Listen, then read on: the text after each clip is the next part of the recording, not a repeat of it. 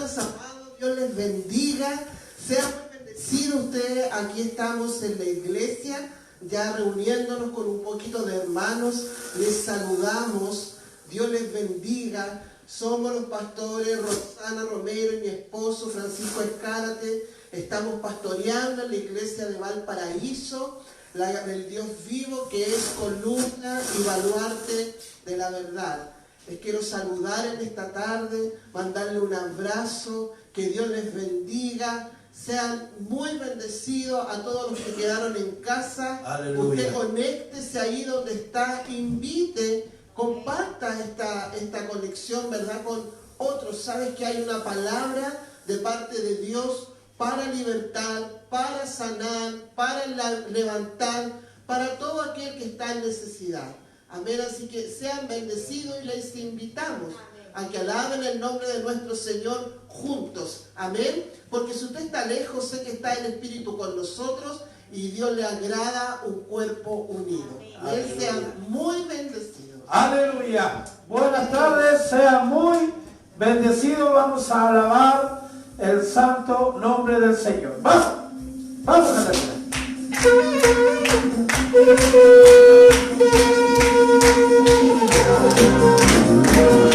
aleluya.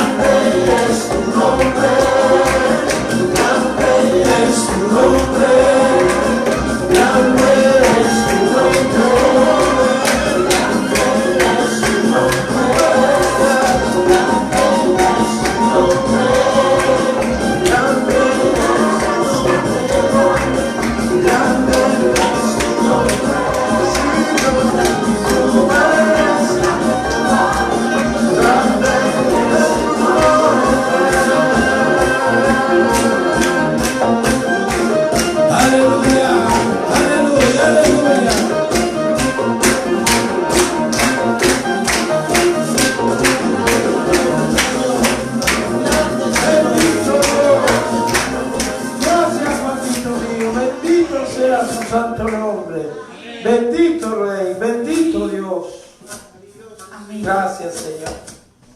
Bien. Amén. Bendito sea el nombre del Señor por los siglos de los siglos, el único digno de alabanza, de adoración. Nacimos para adorar, hermano. Nacimos con un propósito y el Señor hoy nos tiene aquí en su casa. En su casa hermosa, preciosa, porque es hermosa, ¿cierto? Porque está Él también con nosotros. Amén.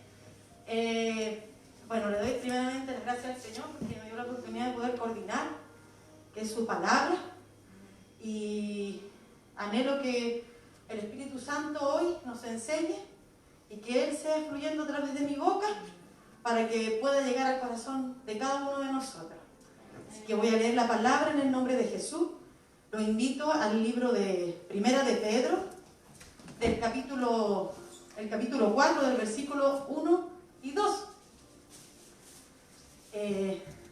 Bueno, dice así: si Cristo padeció en su cuerpo, haceos la idea de que también vosotros tenéis que padecer. De hecho, el que está dispuesto a sufrir corporalmente, se supone que ha roto con el pecado, para vivir el resto de su vida mortal conforme a la voluntad de Dios y no siguiendo las pasiones humanas. Aquí el Señor, en el libro de Pedro, y Pedro, el apóstol, nos enseña y nos está exhortando acerca del sufrimiento de Cristo. Sabemos que nuestro amado Jesús fue experimentado en dolores, hermanos. Amén. ¿Cierto? Y que Él es nuestro ejemplo a seguir. Él sufrió por ser un hijo de Dios. Él vino a la tierra en carne. Por ende, nosotros, lo que nosotros estemos hoy aquí sufriendo o pasando, nosotros tenemos que tener la capacidad que tuvo Cristo, hermano, porque Él estuvo dispuesto a sufrir corporalmente en esta tierra por nosotros, y Él rompió el pecado, Él lo destruyó. Si bien es cierto, nosotros no tenemos esa capacidad, pero tenemos al que rompió el pecado, y si nosotros lo tenemos, que podemos contra el pecado. Entonces, aquí el Señor nos enseña su manera de vivir y de pensar y tener la mente de Cristo. Porque si nosotros tenemos la mente de Cristo, hermano, en momentos de dificultad, en momentos de prueba, de momentos amargos, de momentos difíciles, nosotros tenemos que practicar la mente de Cristo. Porque la importancia de tener la mente de Cristo es poder alcanzar la bendición. Porque Cristo Jesús alcanzó la bendición de estar a la diestra de Dios Padre, a pasar del sufrimiento. Él siempre lo hizo pensando en nosotros. Y hoy el Señor nos dice a nosotros que nosotros tenemos que tener los pensamientos de Cristo. Y sus pensamientos siempre fue por los demás y no propios. Si vamos al libro de Filipenses 2, en el versículo 3 al 5 dice: nada hagáis por contienda o por vanagloria, antes bien con humildad, estimando a cada uno de los demás superiores a él mismo, no mirando cada uno por lo suyo propio, sino cada cual también por los otros. Haya pues en vosotros este mismo sentir que hubo también en Cristo Jesús. El Padre nos enseña a nosotros que tenemos que sentir lo mismo, ese sentir que hubo en Cristo Jesús, de dar la vida por el otro. Entonces nosotros, ¿a qué estamos dispuestos a dar en nuestra vida? Jesús lo dio todo. Jesús nunca puso un pero, hermano, nunca puso una excusa. Él siempre se dispuso. Y el Señor nos pregunta a nosotros si estamos dispuestos a dar nuestra vida por los demás. No me refiero a que usted va a ir a morir. Tiene que morir a la carne, obvio, porque al morir a la carne nosotros nos negamos a nosotros y podemos también conocer las necesidades de los demás. Entonces, si estamos dispuestos nosotros a cambiar nuestra manera de vivir para Cristo, estamos dispuestos a ayunar, a orar, a cambiar, porque muchas veces nosotros como pueblo le pedimos: Señor, úngeme, Señor, dame esto, Señor, dame poder, quiero tener tu sabiduría, quiero tener esto, cosas espirituales, hermano, no estoy hablando, porque lo demás es añadidura. Pero nosotros que estamos dispuestos, que estamos dando para que el Señor nos dé a nosotros eso. Entonces, ¿cuál es la voluntad del Padre para con Jesús? O sea, para con nosotros, que seamos como Jesús. ¿Saben por qué, hermano? Porque Jesús es el ejemplo pero mayor entre todos nosotros, porque cada vez que Él se acercaba a la muerte o a la cruz, Él se iba al monte a orar. Él tenía una costumbre, Él tenía una rutina, Él Él siempre eligió la voluntad de Dios por sobre todas las cosas. Él ya venía con un ADN, una genética, pero espectacular, donde él nunca lo titubeó nada, hermano. Y eso es lo que nosotros tenemos que alcanzar. La mente de Cristo, no tener el afán de las cosas humanas, sino que querer y disponernos para alcanzar esa bendición. ¿Por qué el Señor nos dice esto? En 1 de Pedro 4:7 dice: se aproxima el final de todas las cosas. Sed por tanto juiciosos y sobrios, para que podáis dedicaros a la oración. Entonces, nosotros sabemos que Cristo viene, que se acerca al final. ¿Y qué nos dice el Señor? Seamos juiciosos, seamos sobrios, dispongámonos en las manos del Señor en oración, hermano. En oración, porque así lo hizo Cristo. Cada vez que Él iba más allá a la muerte, Él más se acercaba a su Padre. Entonces nosotros no tenemos que ver el sufrimiento como algo terrible, sino pensar que nosotros estamos muriendo a nosotros para que el Padre y su Hijo Jesús y su Santo Espíritu puedan fluir a través de nuestra vida y poder ayudar a los demás con nuestro tiempo, con nuestra vida y dedicación de orar por aquellos que necesitan. A nosotros el Señor ya nos equipó, ya Él nos dio su palabra, nos dio dones, nos dio talento, tenemos todo. Nosotros tenemos que disponernos en ponerlo a favor de los demás, así como nos enseña aquí Filipenses, que decía que tengamos el mismo sentir que hubo en Cristo Jesús. Así que los invito a que tomen ahí esta palabra, que la reciban y que el mismo sentir que hubo en Cristo Jesús, le ruego al Padre en esta hora que ponga ese sentir en nosotros, hermanos, de no ver por nuestras necesidades, sino que ver más allá de nuestras necesidades. Porque si usted se preocupa de los demás, Dios se va a preocupar de usted. Dios se va a preocupar de usted. Confíe y Él lo va a hacer, hermano. Así que lo invito a tomar pie ahí donde está, para que podamos seguir alabando el nombre de nuestro hermoso Señor. Aleluya. Gracias, Señor. Gloria a Dios. Bendito Dios Rey. sabe de tu necesidad. Sí, Señor. Gracias, papá. Maravilloso Señor. Maravilloso Señor.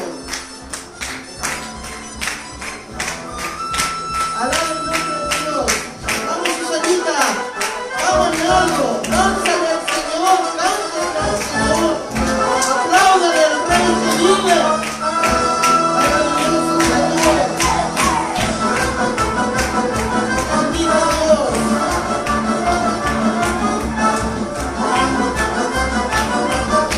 Oh, Señor.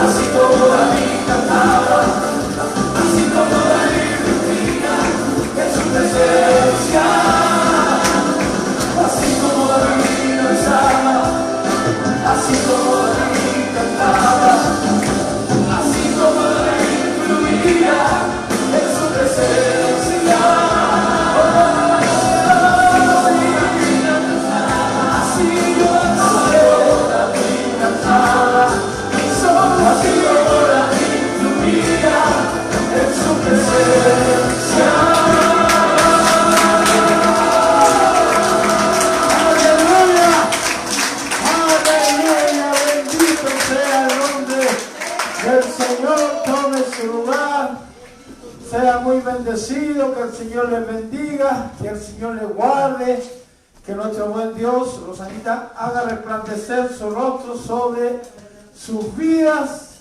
Como decía mi esposa amada hace un momento, somos la iglesia de Valparaíso, hacia allá, del Dios viviente, que es columna y baluarte de la verdad. Estamos ubicados en la ciudad de Valparaíso, en Chile, esta hermosa ciudad en la cual el fuego del Santo Espíritu de Dios produjo un tremendo y gran avivamiento hace un par de años atrás, y la Biblia dice que Él jamás, nunca apagará el fuego que humea, no quebrará el pábilo que humea, ni quebrará la caña cascada, porque es el mismo ayer de hoy y por los siglos de los siglos.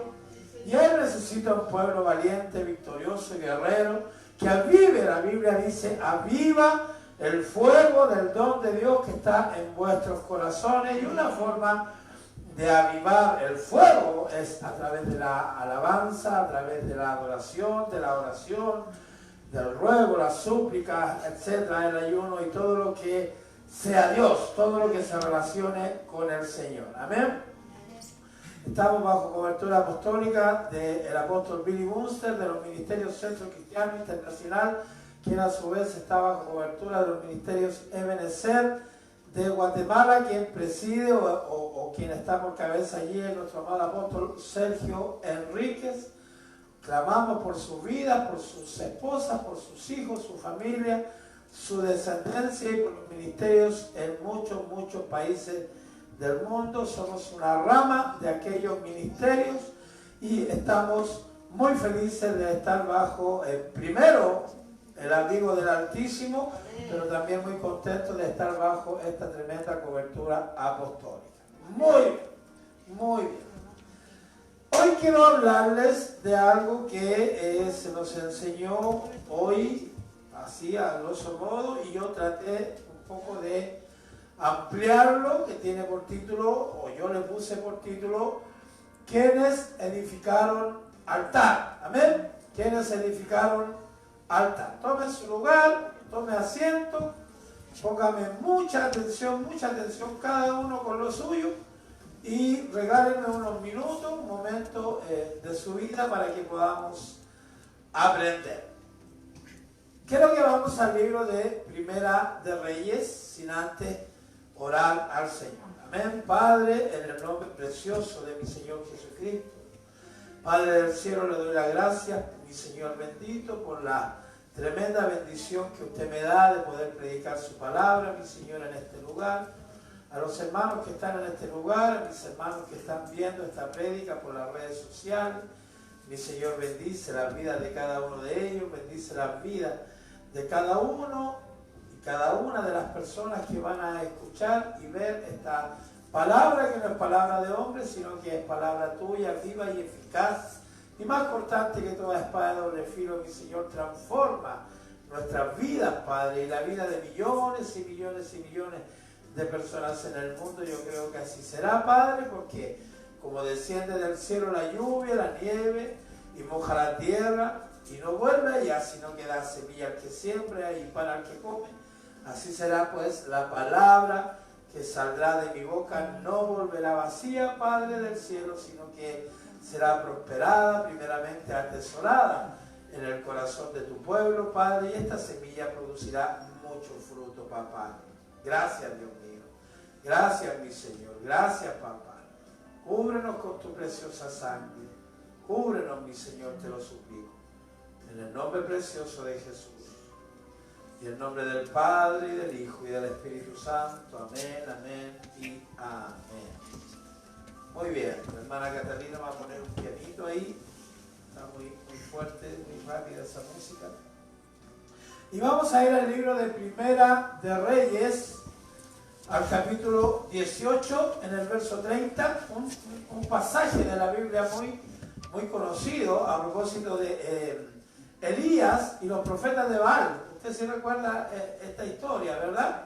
Allí se presentó Elías frente a los profetas del diablo, y que el Señor reprenda al diablo, los profetas de Baal, y allí se debía demostrar cuál era el Dios real, cuál era el Dios verdadero y cómo aquel que pudiese hacer descender fuego del cielo. Y el único, lo sabemos y conocemos que es el único Dios que existe, se llama Jehová Dios, Rey de los ejércitos. Pero quiero que me ponga un poco de atención y que vaya hilando lo que Dios nos quiere hablar hoy. ¿Le parece? Dice el verso 30 de Primera de Reyes 18, entonces dijo Elías a todo el pueblo, acercaos a mí, y todo el pueblo se le acercó. ¿Qué pueblo? Era un pueblo que tenía un corazón dividido. Creían en Jehová, pero también una hija del diablo llamada Jezabel los empujaba a creer en las imágenes de Acera, en Baal, en deidades, en demonios. Algo que sucede hoy en día también. ¿Y esto por qué? Por la desobediencia de un hombre, de un rey. El rey Acab, que hizo lo malo delante de los ojos de Jehová. ¿Y qué fue eso tan malo que él hizo? Se juntó, se unió a un yugo desigual. Cuidado, cuidado a mis hermanas solteras, a mis hermanos solteros, y también a los casados, a quien se puedan enyugar, a quien se puedan unir, con quien se puedan juntar, a quien le pueden estar prestando oído. ¿Sí? Ayer o antes de ayer veía como una persona que conozco subió un video a la red social donde un hombre explicaba que el Padre, Hijo y Espíritu Santo no son uno solo, que el Señor reprenda al diablo, ese era un solo Jesús. ¿Cuánto se demoró el Espíritu? Porque somos competentes, somos ministros competentes de un nuevo pacto, pero nuestra competencia no procede, no viene de nosotros mismos, sino que proviene de Dios. Es su Santo Espíritu el que nos da testimonio. A los 2 o 3 segundos yo ya me había dado cuenta que era un hombre errado, lamentablemente, un hombre que fue mal improntado, mal enseñado. Bueno, entonces este pueblo se acercó a Elías, e insisto, era un pueblo que tenía un corazón dividido, lo que pasa hoy día también en este mundo. Coma, punto y coma, dice. Yo le he dicho y le insisto y le he enseñado humildemente que tenemos que respetar las comas, los puntos y comas, ¿verdad? Usted sabe que así la iglesia. Punto y coma dice, y él, o sea, Elías, arregló el altar de Jehová que estaba, ¿cómo estaba el altar de Jehová? Estaba arruinado.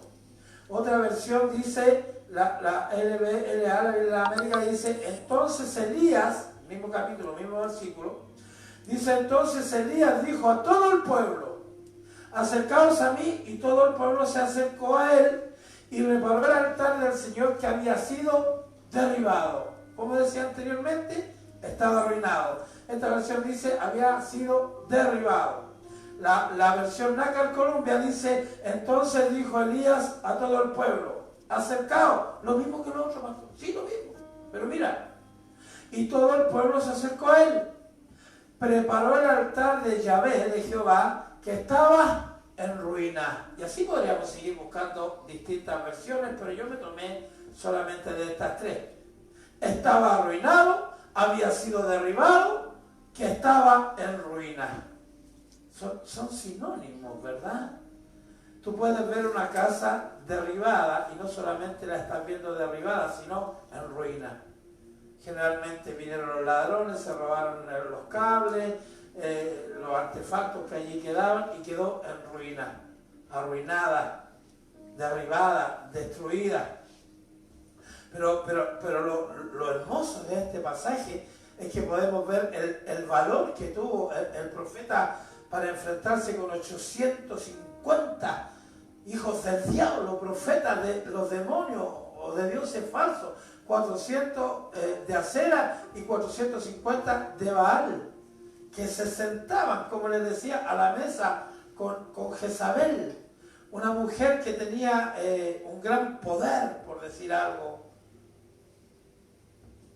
una tremenda autoridad que no venía del cielo. ¿Ah? Ella había sido criada, no recuerdo el nombre del lugar, no recuerdo verdaderamente, pero ella no pertenecía al pueblo de Israel, era una mujer idólatra que acostumbraba también a practicar brujería, hechicería, se movía bastante también en los temas sensuales, de sentimiento, de sentimentalismo, de lo almático y sensual también de sexo. Un espíritu del diablo que hoy se quiere manifestar dentro de la iglesia del Señor. Por eso nuestros ojos, nuestros oídos, nuestra vida espiritual debe estar muy, muy, muy atenta. ¿Cierto? ¿Qué es lo que hizo el profeta? Confió, clamó y entendió que debía restaurar algo. ¿Y qué es eso que debía restaurar el profeta? El altar. Eso que se necesita restaurar en los hogares. De los gentiles, pastor, de los mundanos y de los cristianos también. O sea que usted me dice que yo tengo que ir a Sódima a comprar cemento y que tengo que hacer un altar en la casa. Espiritualmente se debe restaurar el altar en nuestros hogares. Debemos restaurar nuestra vida de oración, nuestra comunión con el Señor. Yo siempre estoy poniendo el mismo ejemplo, pero es lamentable, no en esta iglesia, es lamentable que hay hermanos nuestros, cristianos, que recibieron a Jesús, que le dijeron yo te recibo como mi Dios, como mi Rey, como mi Salvador, que inmediatamente el Espíritu Santo de Dios vino a entrar al corazón de aquellos que se convirtieron en habitación del Santo Espíritu de Dios, pero no son capaces ni siquiera de darle gracias al Señor por el pan que pone en la mesa, por la bendición de poder caminar, de poder ver, de poder hablar, de poder escuchar, de estar vivo, por la bendición de compartir su palabra, de aprender más de su palabra, por la bendición de poder congregarse, de dar por gracia lo que por gracia se nos ha dado.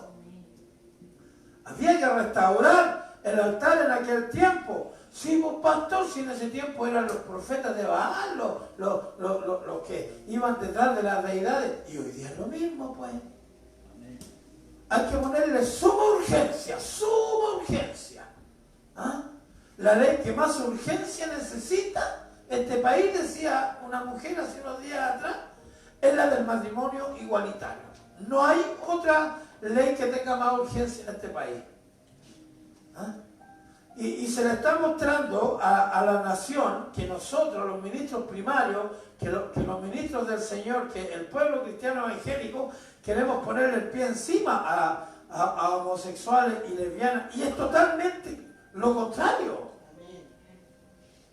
Son estas minorías, son estos grupos, y no solamente de homosexuales, de lesbianas, las feministas, el feminismo, etcétera, etcétera, etcétera, etcétera, son los que quieren ponerle el pie al pueblo de Dios. A mí que me pongan el pie encima me da lo mismo.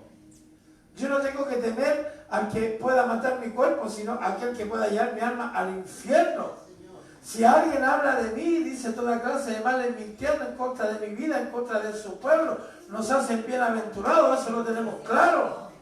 Ay de aquel que quiera poner un dedo acusador, una palabra mentirosa, el pie encima, una arma forjada en contra de la niña de los ojos de Jehová. Y una vez. Tú eres la niña de los ojos de Jehová. Nosotros somos una nación santa, un real sacerdocio, un pueblo adquirido por Dios. No te defiendas tú. Nosotros tenemos que nos defiendan. Pero hoy hay sacerdotisas, hay sacerdotes, hay hijos del diablo que están operando, que están insistiendo, que están con sus artes mágicas, que están operando a través de la televisión, a través de las redes sociales, improntando, desde los niños pequeños ya, improntando derechos, una sabiduría. Hablaba el martes, ¿no? Que hablaba el martes, una sabiduría que es terrenal, que es animal y que es diabólica según la palabra del Señor. No una sabiduría que es buena, que es agradable y que es perfecta, que es la sabiduría de Dios. El pueblo de Israel, con el rey Acab a la cabeza, le habían dado la espalda a Jehová. ¿Para qué? Para ir tras la mentira. ¿Cómo es posible que un hombre se deje influenciar tanto? Bueno, que el que lo estaba influenciando no era Jezabel, sino que los que estaban dentro de Jezabel. Me imagino que no era un demonio, sino que eran muchos demonios. ¿Ah? Conversaba con una hermana venezolana y me decía ella que vio una vez a Chávez, ¿no? Y ella me decía, es que las personas cuando lo veían, cuando lo miraban, algunos se quedaban estupefactos, algunos se quedaban paralizados, algunos comenzaban a llorar. No sé, 1,70 m, 1,80 m, pongamos. Pero ¿por qué llegaban a ese punto? Mire, metámonos un poquitito más. ¿Por qué las niñas, las jóvenes, algunas viejas también, cuando ven a Chayanne, por ejemplo, a Camilo VI, a quien sea, empiezan a tiritar y empiezan a llorar? O algún actor, alguna actriz. Yo vi por YouTube, a una de las sectas más grandes del mundo, que se llama La Luz del Mundo, que la cabeza hoy se llama Naasón Joaquín García, y que el Señor reprenda al diablo, está preso por violación en Miami, ese hijo del diablo. Y cuando lo veían, las personas tiritaban y lloraban. ¿Por qué? Porque era muy peinada, pastor, el Naasón Joaquín. No, Chayanne, qué rico. No es por eso. Perdónenme por la forma que tengo ahora. Es la influencia del diablo dentro de las personas. La influencia. Hoy quieren gobernar nuestro país personas con influencia anti Dios, anti todo. Anti todo y ofreciendo propuestas populistas donde quieren cautivar a los jóvenes con legalización de drogas, que ya no va a ser penado por la ley los paros, las tomas en los colegios, los saqueos. ¿Y en qué país querés que vivamos, Dios mío? ¿En qué quieren convertir a mi país? Y como les decía hace un momento, esa historia se repite hoy en todo el mundo. En todo el mundo. Las personas quieren ir detrás de la mentira, les agrada más la mentira que la verdad, porque la verdad como es amarga. La verdad es amarga. A muy pocas personas nos gusta que nos digan la verdad. Pero cuando te mienten, la mentira es dulce, es agradable, ¿verdad? Aleluya. El altar de Dios debía ser restaurado. Que el Señor te bendiga, hijito. Entonces, el altar de Dios debía ser restaurado. Y el éxito de un cristiano, el éxito de un creyente está en un altar restaurado. Insisto, pastor, es que si no tengo basamento, ¿puedo hacer el altar de madera? Nosotros nos podemos acercar confiadamente delante de un trono. Delante del trono de la gracia del Señor. ¿Verdad? Tú tienes que restaurar el altar. ¿Cómo, pastor? Para allá vamos, sigamos. Cuando el altar está arruinado, Jezabel triunfa. Cuando el altar está arruinado, los demonios triunfan, la mentira triunfa, el engaño triunfa. Pastor, no sé por qué vuelvo a hacer siempre lo mismo. Porque el altar está arruinado. ¿Por qué? Porque como dice el salmista, tropecé de nuevo con la misma piedra. Porque el altar está arruinado. ¿Y por qué se arruinó el altar, pastor? Si yo voy lunes, martes, miércoles, jueves, viernes, sábado y domingo a la iglesia. Yo voy todos los días a la iglesia. Yo escucho todos los días prédicas. Me he leído así una montonera de libros. Pero no puedo dejar de ver pornografía. No puedo dejar de decir malas palabras. No puedo dejar de fumar, no puedo dejar de hacer esto, no puedo dejar de hacer lo otro. Porque a pesar de que la fe viene por el oír y el oír palabra de Dios, a pesar de que siempre es bueno oír palabra de Dios, a pesar de que debemos instruirnos, debemos leer la palabra, hay áreas en nuestra vida que hacen que el altar esté destruido, arruinado, dañado. Y que el Señor nos ayude, amén. ¿Cuántos quieren que el Señor le ayude? ¿Cuántos? Levante su mano el que quiere que su altar esté allí. Tiki-taka. ¿Ah? Pero que me cuesta entender un poco, pastor, le insisto, perdóneme. ¿Cuántos se acuerdan del Humbertito? Yo no me estoy riendo de ustedes. Había un personaje que se llamaba el Humbertito, era mi papi. No entiendo, le decía, no entiendo. Y ahí el otro tenía que explicarle con manzana. Tú puedes ir caminando por la calle, hijita Nico, por el ley ahora, Nico. ¿Te cuenta que es sencilla? Y de repente la Nicole, en una esquina, ¡wow!, se da cuenta que allí está el altar. Pastor, ¿me tengo que arrodillar en la calle? No. Pero ahí está tu altar. Ahí cierra sus ojos. Si a lo mejor es un poquitito vergonzosa, levanta las manitos. O a lo mejor levanta las manos. Aleluya. Y su presencia viene aquí inmediatamente. Y le empiezan a caer lágrimas y empieza a orar por Córdoba, Argentina. Pasan unos cuantos minutos, sigue caminando y le dice: Señor, ¿por qué tú pusiste en mi corazón a la ciudad de Córdoba, en Argentina? No hay respuesta. Dios no le habló, Dios no le respondió. Pasan 2, 3, 4 días, está viendo la noticia, y ahí en la noticia vio que hubo una gran explosión en Córdoba, pero alcanzaron a avisar y alcanzaron a oír 458 trabajadores de esa empresa. No hubo ningún herido. ¿Por qué?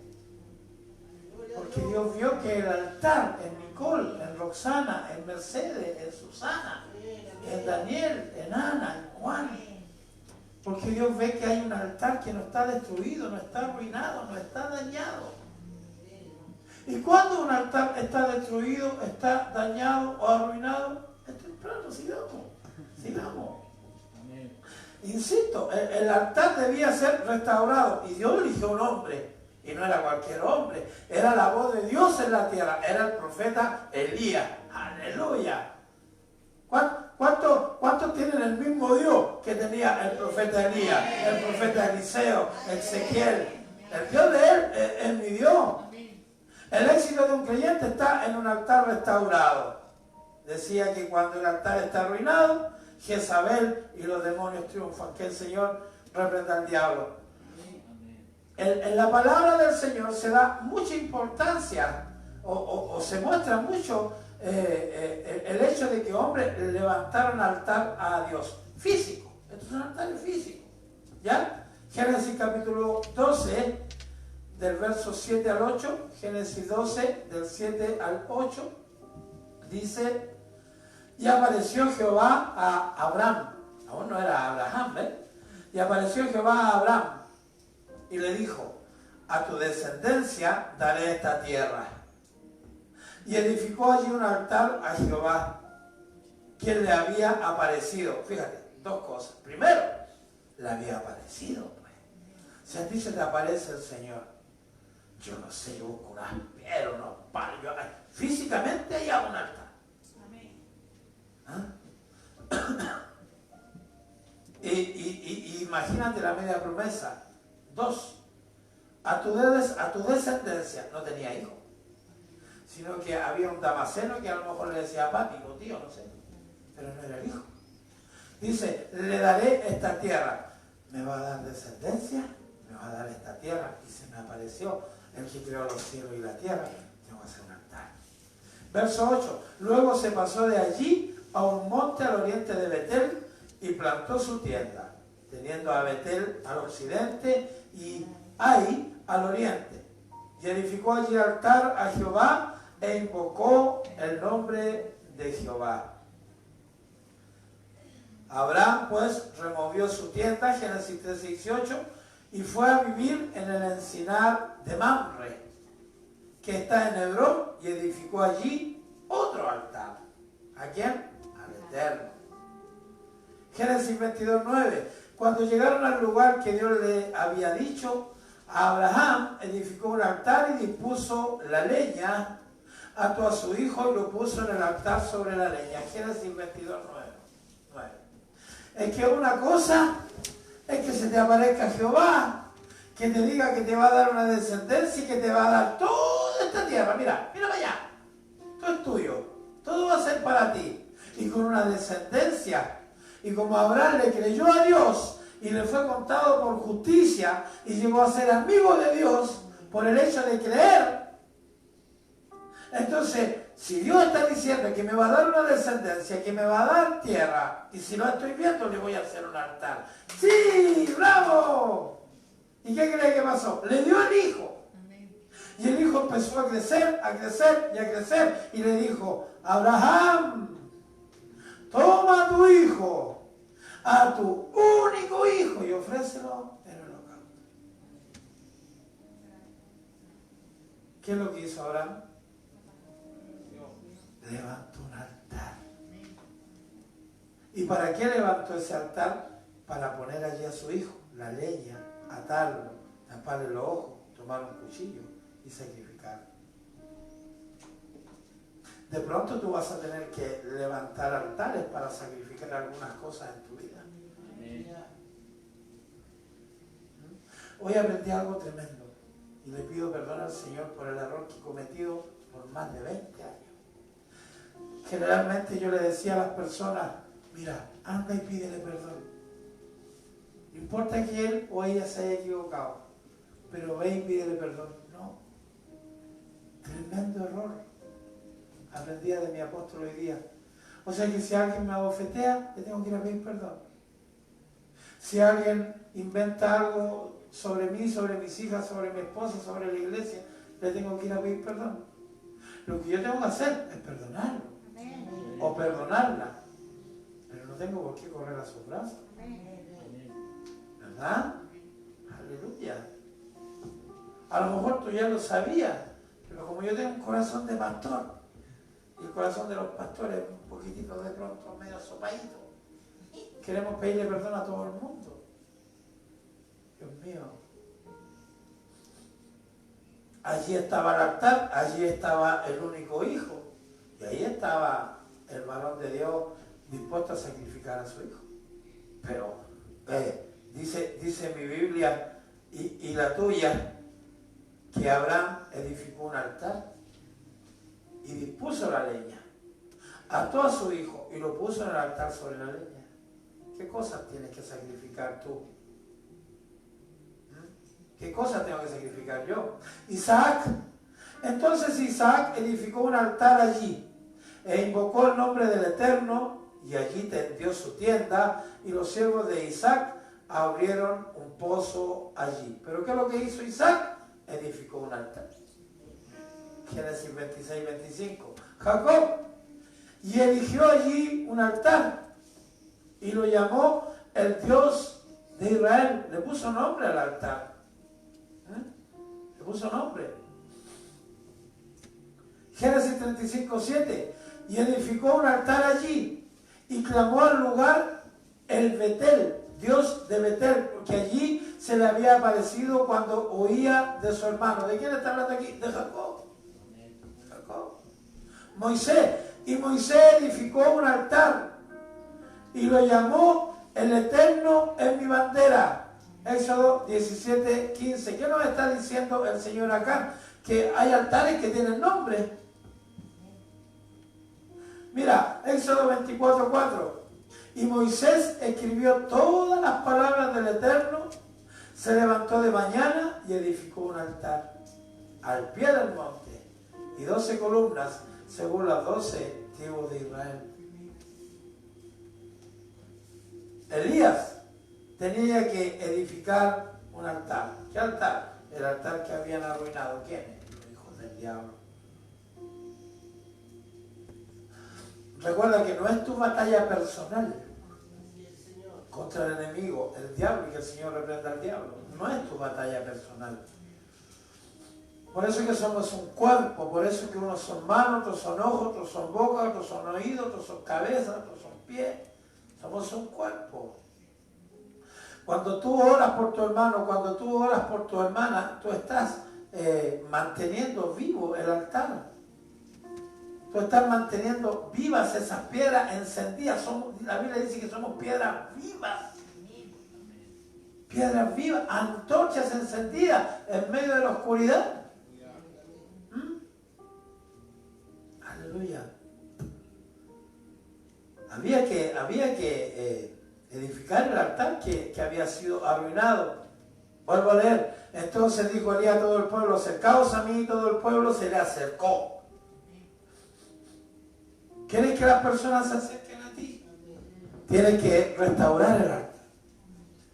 ¿Quieres predicar la palabra del Señor y que las personas te escuchen? Tienes que restaurar el altar en tu vida. El altar que pueda estar arruinado. Pero pastor, yo nunca quise arruinarlo. Lo sé. Sé que en ocasiones no es tu culpa, ni no es nuestra culpa. Por situaciones externas que no quisiéramos vivir, que no queremos pasar. El altar se destruye, se arruina. ¿Cómo eso, pastor? De pronto está full, encendido, quiere conquistar, como el Pinky Cerebro, quiere conquistar el mundo. Pero de pronto no quiere saber nada, ni de Dios, ni de Jesús, ni de la palabra, ni la música, ni nada, ni de la iglesia. No quiere nada. Nada. Ojalá comprarse una moto y irse para allá, para Centroamérica, para arriba, solo. Chao. ¿Ah? ¿Y a dónde? Oírle de su Santo Espíritu. Si nos remontásemos a las estrellas, ahí va a estar Él. Si nos escondiésemos, ahí va a aparecer. Y aunque estemos viviendo las situaciones que vivamos, Jeremías dice: me sedujiste y más fuerte fuiste que yo, porque había un fuego. Y ese fuego está. Ese fuego está. Hay que avivarlo. Verso 31 de Primera de Reyes 18. Y tomando Elías 12 piedras, conforme al número de las tribus de los hijos de Jacob, al cual había sido dada palabra de Jehová diciendo: Israel será tu nombre. Si al Señor le plació llamarte nación santa, real sacerdocio, ministro competente de un nuevo pacto, si a Dios le plació decirte que ese será tu nombre, entonces tiene que constantemente estar edificando el altar en tu vida. Debemos construir, debemos edificar, debemos restaurar un altar en nuestras vidas. Mira lo que significa altar. Es una palabra hebrea que significa misbeach, con B larga. Una palabra hebrea. Y en el hebreo no se usan las vocales. No se pronuncia misbeach, pero como yo no sé hablar hebreo, lo pronuncio así. Esta palabra altar tiene 4 consonantes. ¿Cuáles son las consonantes? Las que no son vocales. ¿Cuáles son las vocales? A, E, I, O, U. ¿Verdad? Tiene 4 consonantes que son la M, la Z, la B larga y la J. Y los estudiosos hebreos dicen que un altar tiene 4 cuernos. ¿Verdad? Como un gran chofar. 4 cuernos. Y que cada cuerno es una letra de este misbeach, que significa altar, que cada cuerno representa una de estas 4 letras. Y que estas letras significan la letra M de misbeach, la letra M, mejilla, perdón. La letra Z, sehut, que significa buenas acciones. La B larga, beraka, bendición. La letra J, Hajim, que es vida, perdón, buenas acciones, bendición, vida. Para que tú puedas restaurar un altar, en tu vida tiene que haber perdón, tiene que haber buenas acciones, tiene que haber bendición y la vida de Cristo Jesús dentro de tu vida. Si no eres de bendición, si no sabes perdonar, si en tu vida no se manifiesta, como les dije anteriormente, la bendición de Jehová, que es la que enriquece y no añade tristeza, y no me refiero a una riqueza económica solamente, sino que en el buen sentido y en todo sentido de la palabra, una riqueza espiritual. Las personas que quieran estar contigo, que te quieran oír, ¿cómo vas a restaurar tu altar si no sabes pedir perdón? Si no tienes buenas acciones. Número 1, perdón, que significaba la letra M, mejilla. El libro de Mateo, en el capítulo 18, en el verso 21, dice: entonces Pedro se acercó y le dijo: Señor, ¿cuántas veces pecará mi hermano contra mí y yo lo perdonaré? ¿Hasta 7 veces? Jesús le dijo: no te digo hasta 7, sino hasta 70 veces 7. Y a veces nosotros no queremos perdonar una ofensa, una sola. Te insisto, no necesariamente tienes que correr a los brazos de esa persona. No necesariamente tienes que ir a pedirle tu perdón a esa persona. Simplemente tú perdona. ¿Y por qué, pastor? Para que restaures tu altar, pues. Porque si no sabes perdonar, ¿por qué le tienes que pedir al Señor que perdone tus pecados? En el pueblo cristiano debe existir el perdón en todas sus facetas. Hay un salmo maravilloso, que es el Salmo 32, que lo copié, lo pegué y lo copié, y su título dice: la dicha del perdón. ¿Cuánto han leído? El Salmo 32. Salmo 32. Dice: bienaventurado aquel cuya transgresión ha sido perdonada. ¿A cuánto Dios lo ha perdonado acá? Y cubierto su pecado. Bienaventurado el hombre a quien Jehová no culpa de iniquidad y en cuyo espíritu no hay engaño. Verso 3. Mientras callé, se envejecieron mi hueso en mi gemir todo el día. Cuando tú no pides perdón, tus huesos se pueden envejecer. Se llegaron a reír allá afuera. Una vez mi suegra me dijo, o no me recuerdo a quién le dice: ¿te duele la rodilla? Sí, perdona. ¿Yo qué tengo que perdonar? Ahora, si mi suegra lo hubiese explicado con el verso 32, hubiera sido distinto. Pero tiene mucha razón. Obviamente hay enfermedades que son por el desgaste, por los años, por el trabajo. Pero también esto lo tenemos que llevar al plano literal. Mientras callé, cuando dice mientras callé, ¿sabe qué está diciendo? Mientras no perdonaste. Y si el Espíritu Santo de Dios no está en mi vida y no está fluyendo a través de mi boca, entonces ¿quién es?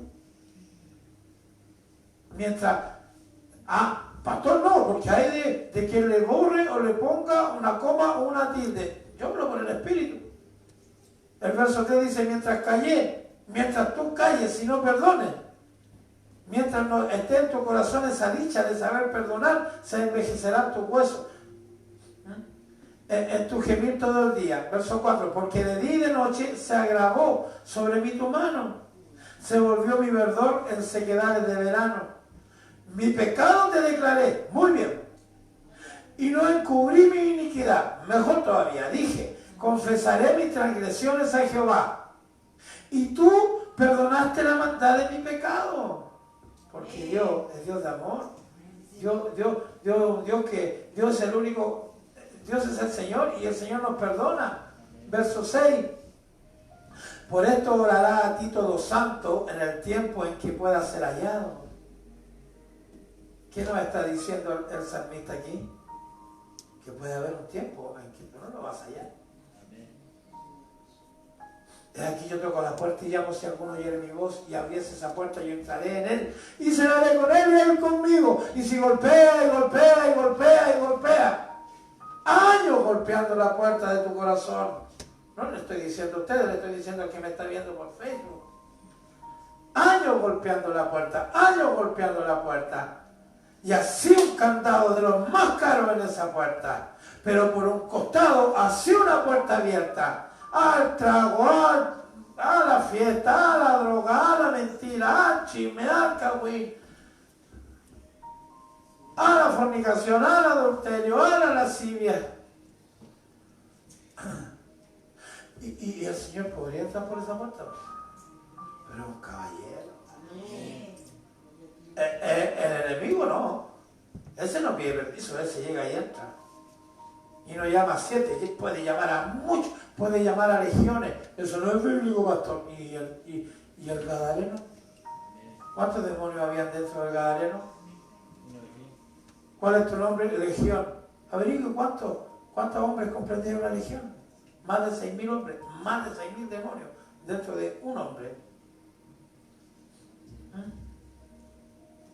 Si vio un colombiano en Santiago hace unos meses atrás que lo buscaban desesperadamente porque andaba en la calle y veía a un indigente y lo mataba.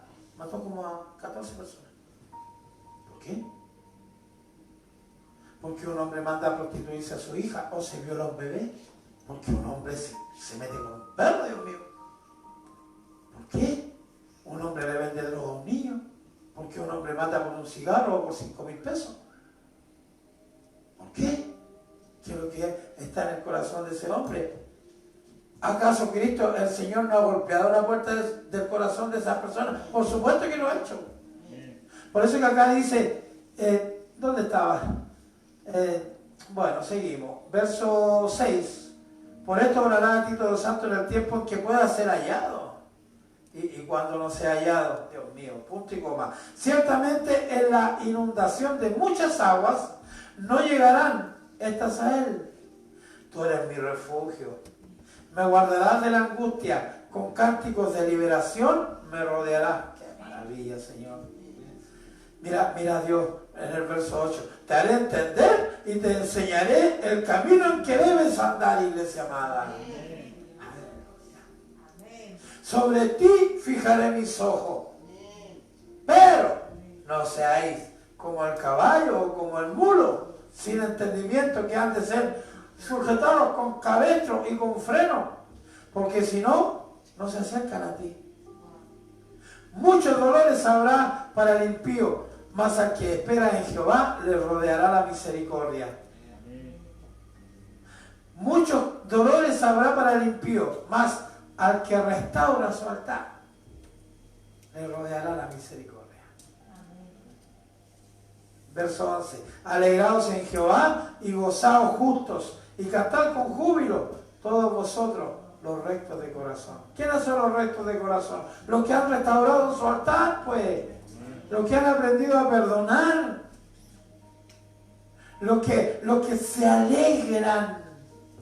Alégrense. Había antes una alabanza muy linda. Alégrense. Y fíjate que el varón que cantaba esa alabanza, muy pocas personas lo escuchan hoy.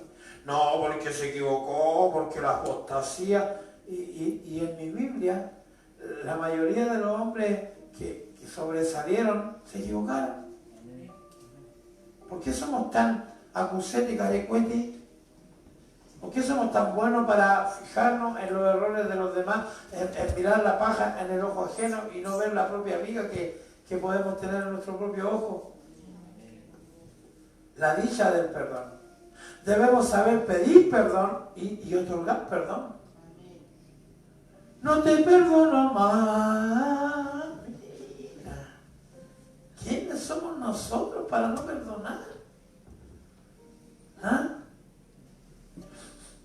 Entonces, ¿qué es lo que hacía la gente cuando cometía un error? Se agarraba de los cuernos del altar. Se hacía, dice la Biblia, a los cuernos del altar, pidiendo perdón. ¡Qué maravilla! Hechos 2:38.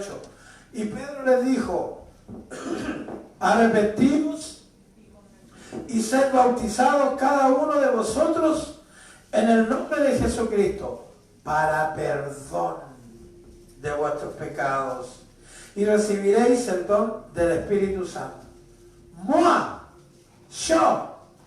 Yo, hermano, a mí me tocó bautizar personas en el mar, en río, en piscina, en distintos lugares, vos sabés, como yo vengo de allá de Córdoba. He bautizado personas que le he explicado con peras y manzanas que tienen que dejar atrás su vieja manera de vivir. Entran, salen, pasan unos días y vuelven a vivir la misma manera de vivir. Están jugando con el perdón de quién? ¿Del pastor? Aquí el pastor, con el perdón de Dios. Sí, pastor, pero usted en delante leyó que Él nos perdona hasta 70 veces 7. ¿Sí? No lo pongo en duda. Pero tanto va el cántaro al agua que se puede romper. Tanto puede ser el jugar con Dios que puede terminar claudicando. O puede terminar pecando, infamando al Espíritu Santo de Dios, blasfemando en contra del Espíritu Santo de Dios. Y ese pecado no le será perdonado al hombre. Debemos pedir perdón a Dios cuando le hemos fallado. Y el perdón debe venir del corazón. Número 1, recién, son 4. Usted me dice, 8:15. Número 2, buenas obras, Z. ¿Sí se acuerda? Que eran 4 letras. Sejud. Entonces, buenas obras es, entre otras cosas, sí, lo traía yo una bolita y ya lo almorzó en la feria. No se dio cuenta la abuelita, vino para allá, le saqué 4 manzanas. Eso no es una buena obra. No, señora, si yo le ayudo a sacar esta tierra, le sacaste la tierra y después te... Eso no es una buena obra, pues. Todo lo que hagamos debemos hacerlo como para el Señor. Ciertamente de Él recibiremos una recompensa. Entre otras cosas, buenas obras es dar buen consejo, enseñar, corregir a los que se equivocan, porque se supone que nosotros nos equivocamos también, ¿o no? No porque seamos perfectos. Consolar a los afligidos, perdonar las injurias, sufrir con paciencia las debilidades de nuestro prójimo, rogar a Dios, entre otras cosas. Esas son las buenas obras. Y una persona, un hombre o una mujer, un cristiano, podrá restaurar su altar si es que tiene buenas obras, pues. Y si no tiene buenas obras, ¿de qué estamos hablando? ¿De qué estamos hablando? Fíjate que Jesús le dijo, Jesús le habló en Apocalipsis a las 7 iglesias, ¿verdad? El ángel, ¿sí? Escribe al ángel de la iglesia de Efeso, etc. Pero también les decía, pero tengo contra ti. Eres fuerte, etc. Pero tengo contra ti que soporta a esa Jezabel. Pero, ok, aborrecen la obra de los nicolaitas, pero tengo contra ti. Hace un frío en Valparaíso. Feliz porque estáis en mi casa. Porque no es la iglesia de mi hijo el gordo, es en mi casa. Yo la pagué. No, nosotros juntamos plata para comprar. No, él la pagó. ¿Sabe con qué? A precio de sangre. Esa es la iglesia del Señor. Y estoy feliz de que estés en este lugar. A pesar del frío, a pesar de que vives lejos. Feliz de que estés en este lugar. Pero tengo contra ti. Ay, Señor. Si el Señor nos hiciera una lista del tengo contra ti. ¿Tú te imaginas más o menos que te podría decir tengo contra ti? ¿Cuántos se imaginan más o menos? Levante su mano. Yo imagino. Entonces, si sabemos más o menos, ¿Qué sería ese tengo contra ti? Entonces dejemos de hacer aquello, pues. Si nos imaginamos, si tenemos una noción, si comprendemos un poco qué es lo que el Señor nos diría, no me gusta, no lo hagamos, pues. Una familia, hijo, Daniel, esposa mía, una familia sin altar no tiene buenas acciones. Se aborrecen. Cállate, vieja. ¿Qué tanto cabrón? Sale aquí, perro. El gato. No hay buenas acciones ahí. Había, cuando yo era niño, corría más o menos el año 1800 y tanto, y había en la radio, la hermana Mercedes y la hermana Mantuquita, se debe acordar, las teleseries eran en la radio. Lo que cuenta el viento, el espejito, y había una que se llamaba La Caldera del Diablo. Ay, Dios mío. ¿Ah? Y yo escuché en alguna oportunidad a mi madre decirle a mi papá, sí, esta cuestión es la caldera del diablo. Lo profetizaba. Porque era como todo mal. Todo mal. Hasta que se destruyó todo. Porque no había altar. No, si había un altar, sí había. Mi papá tenía la imagen de cierta deidad. Y le ponía color, y le ponía vela y... Mi papá era árbitro, saquero, de amateur. Y yo tenía que prepararle el bolso con los zapatos, el disfraz de árbitro. Le encantaba ir a arbitrar para que lo llenen de herejía. Dios mío. Y se llevaba a la que está ahí en la... por Nueva Aurora, ¿cómo se llama? Lourdes. Y sus velas. Antes del partido, le pedía a la de Lourdes que no le peguen en la cancha. Terminaba el partido, se iba a hacer su tercer tiempo. ¿Y cuál era el respeto? Tenía un altar. Usted se ha visto los altares en las casas. Tremendos altares en la casa y al lado uno de los enanos de Blancanieves, los 7 enanitos. ¿O soy el único que lo ha visto? Soy el único.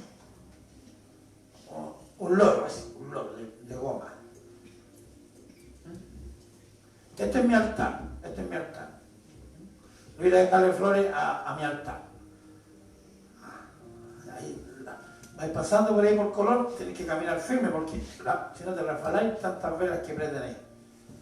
El altar.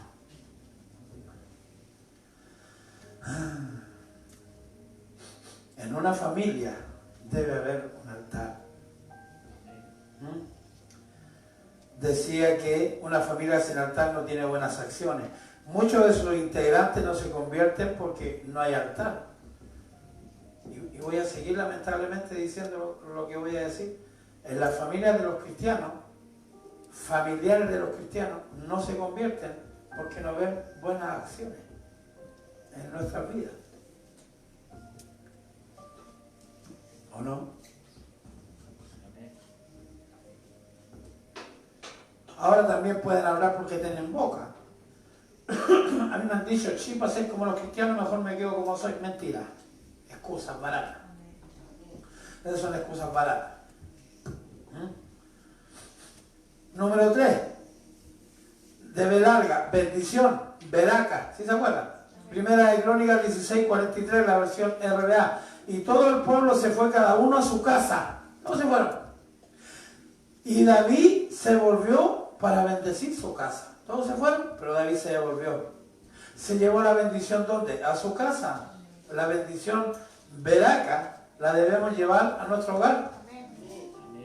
Veraca o barak significa arrodillarse, significa devoción, significa un devocional en nuestra casa, arrodillarse en nuestra casa.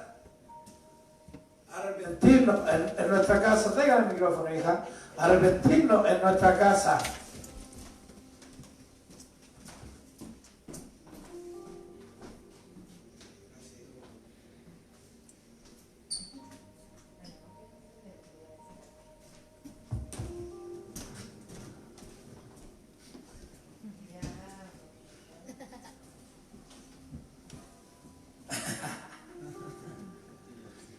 Hizo un gorchile, yo no me puedo arrollar, ¿ah? Me operaron de la rodilla. Hizo un gorchile, apúrate Daniel, ven para acá, ven, corre. Y hizo, ahora, arrodíllate, ¡gol del Wander! Así.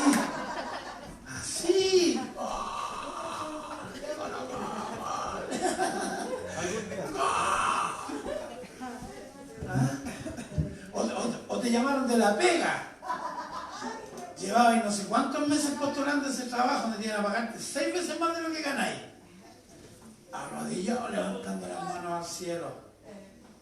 O pasaste de curso, arrodillado, levantando las manos al cielo. ¿Y para Dios? ¿Por qué nos cuesta tanto doblar nuestras rodillas para decirle gracias, Señor? Te amo, te necesito. Arrodillarse, devoción, arrodillarse en la casa. El templo, un templo, esta iglesia, pastor, tú como templo, necesitas obligatoriamente arrodillarte. Necesitamos interceder por nuestra familia, tener en cuenta en nuestra casa un altar, tener en nuestra casa un altar. Por amor a la familia. Número 4, vidas, Hayim. ¿Qué nos está diciendo, pastor? Las 4 letras que representan las cuatro cosas que debemos asumir, tener, vivir para poder restaurar un altar. Vidas significa, Hayim significa lo nuestro, lo propio. Mateo 19:6 dice, así que no son llamados, no son ya más 2, sino una sola carne, mi esposa y yo. Por tanto, lo que Dios juntó, no lo separe el hombre. Pastor, si quiere separar. ¿Por qué? El diablo quiere que me separe. Pero Dios no. Dice en Mateo que lo que Él juntó no lo tiene que separar el hombre. El verso dice que Dios ha unido. Y la palabra del Señor nos enseña que cuando el Señor venga, su iglesia, que es su novia, se va a encontrar con el esposo. Allí en una boda. ¿Sí?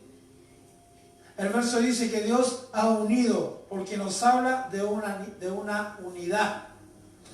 No de 2. Ella y yo somos uno. No 2. Dios y tú, uno.